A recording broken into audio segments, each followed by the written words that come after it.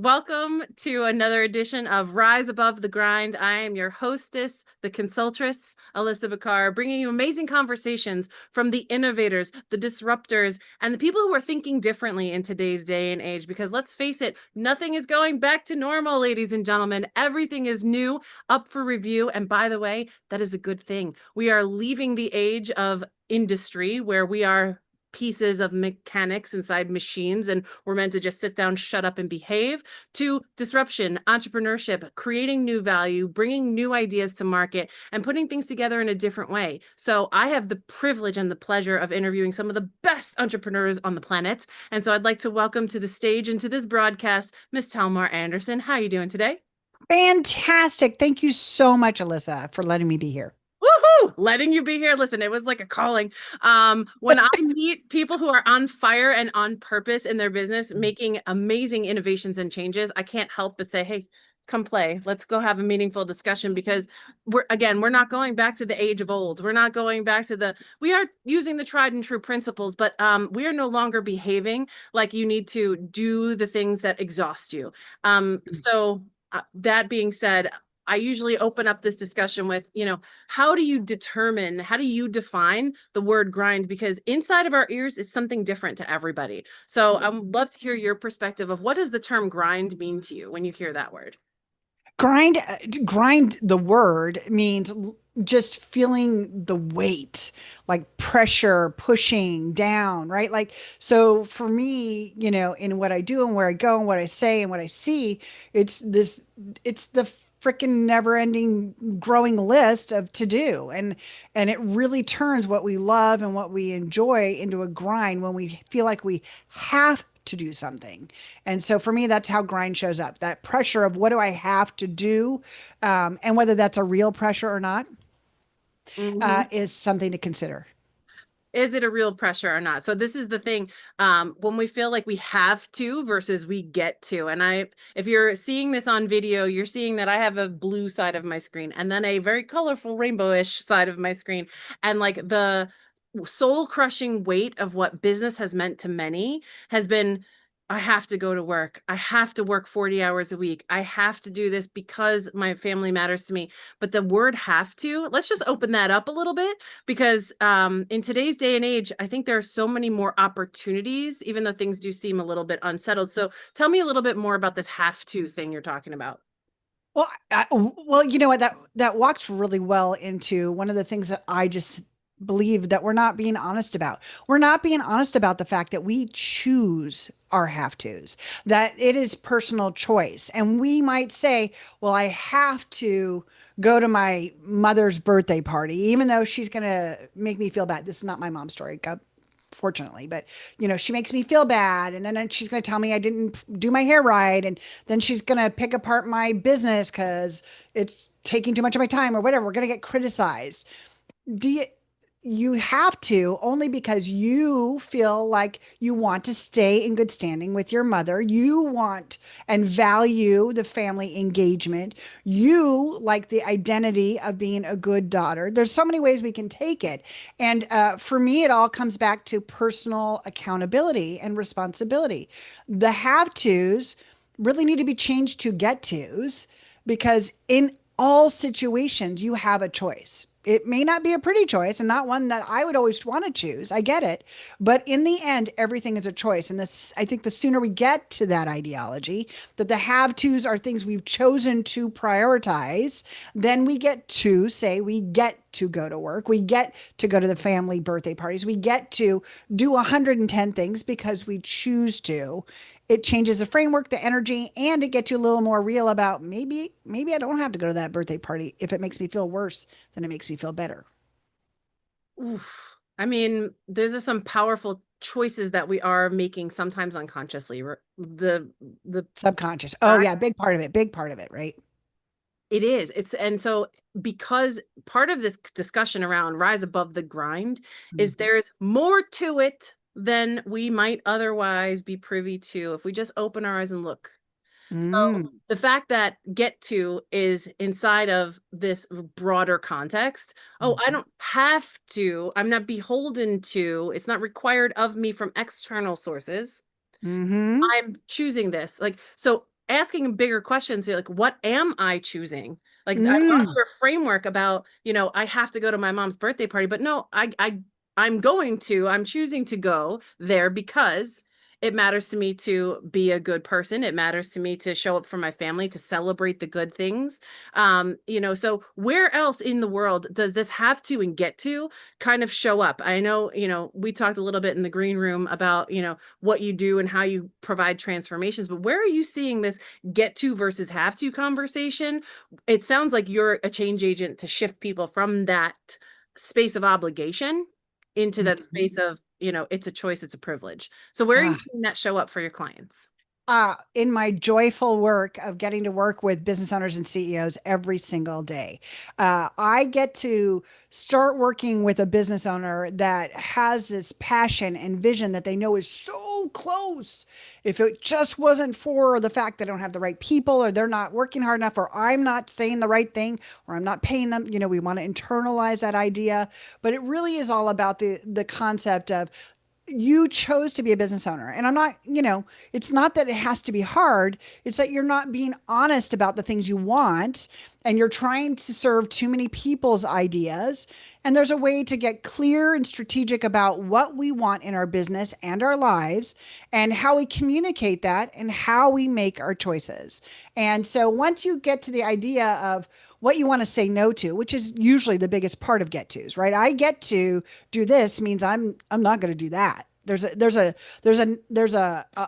a balance every time, right? So every time we say yes, something has to be a no to make it more balanced.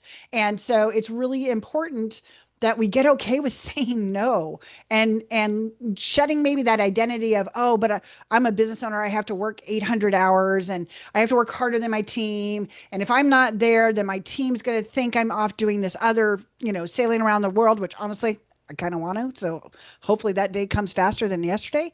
And it's okay to want these things. It's okay to get to do them, but you are making the responsibility and the choice of saying no to being home for dinner every night because maybe you've got to close a sales call. You are taking the choice of saying no to going to that big conference because you still have to hire a sales manager, right? And you haven't done that succession shift in your team. So there's a lot of places it can show up. But for me and my passion, I get to really help move a business owner to a thriving CEO. Woo wee. Like let's just congratulate you because like the whole world needs to hear this. We don't have to suffer to succeed anymore. And here's a big place of scaling your business where you can sit in this place of decision and own the responsibilities that you're feeling called to that are in your lane. A lot of the discussion that we have here on the show about being in the grind versus maybe being in flow is absolutely, I love what you said about saying no to the things that are not for you, Mm. outsourcing and delegating the things that quote unquote maybe have to be done by somebody who loves to do them. Yeah. New concept. But so tell us in your personal experience with building a business and having this kind of you've had to make these shifts along the way, and you've had to kind of confront some of these have tos and get tos as you transcended your own version of what it meant to be in a space where you're like, this isn't exactly what I want. I need to make a pivot and a new choice. Give us some Mm. examples of how that's showed up for you as a business professional. I think that if a business owner is being honest, that several times a year you will have two pain points. One, your business isn't growing, and two, your family hasn't seen your face or your friends, right? Like these are things that happen every year. And if we know and we can get honest about what our responsibility as a business owner is, it is to create strategic pockets of assessing, reprioritizing, and getting clear on what success looks like in our personal and professional life. And if we do that, so different times in different places. And honestly, the inception of me really going into teams and hiring strategy and management best practices was I had my very first live event ever planned. I was super excited about it. It was a beach house retreat. There were 12 business owners coming. This is back in like 2016. And I was just so excited. My first mastermind. It was good. I had literally a chef. I had booked a chef to come in and cook us dinner 3 of the nights. It was amazing. And then I get a call at 3 a.m. saying you have to get to Phoenix, Arizona. At the time I lived in Washington, D.C. You have to get to Phoenix, Arizona in the next 24 hours. We're keeping your father in a coma so you can come say goodbye to him. And it was that moment that life is coming for us, people. Life happens. Life is coming big and fast, giant, big train. And I was fortunate enough to be able to go and be with my family several times, flying back and forth across country over 2 or 3 weeks. But I didn't have enough team. I didn't have anybody that could step in and do my training. I lost so much money on the deposits because 2 weeks out, it just wasn't like there was no way I could be there. Not to mention it was the first parent I'd lost. So it was the first time I was really dealing with that honest grief, which as a business owner, you're going to tell yourself you're going to work through it. Let me tell you, maybe, but maybe you're going to stare at a screen for 6 hours and go, did I even turn it on? Right? You just don't know how you're going to react, but life is coming. And if we know that, then let's plan for building a business that doesn't need us all the time, that has process and procedure. Yes, but we need humans. We need the right people around us. And why would we ever want the right people that can do the job if we don't actually like them and they don't align with the mission?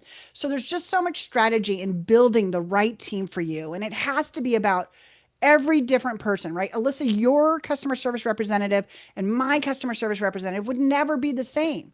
We're not the same boss. We don't have the same client. Like there's just so much that strategy is really critical. So for me, that was the first time where I really saw that I'm not doing the right things in my business. I'm not prioritizing the right way to set me and my clients, right? Those 12 people didn't get the mastermind they needed. And I really wanted to make sure that people didn't have to deal with that. Oof. And like the honesty that comes with knowing that we can't be all things in our business. Mm. And do we want to? Come on. Yeah. I don't want to clean the toilet. I really don't. I make my son do it because I don't want to do it. Right? Like it's not my favorite. I don't want to do all the things. And I don't want to do it in my business either.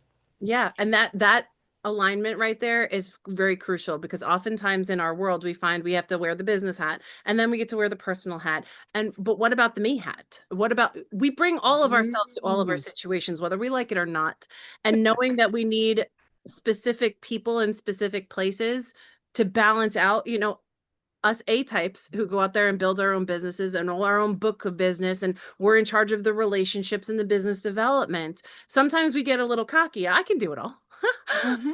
Okay. No, that's not actually true. Because if you're honest, like you keep saying, if you're honest, is what about building the relationships really excites you, but what about your business process is draining for you? What do you need to let Amen. go of? And for me, that was letting go of the administrative side of my business.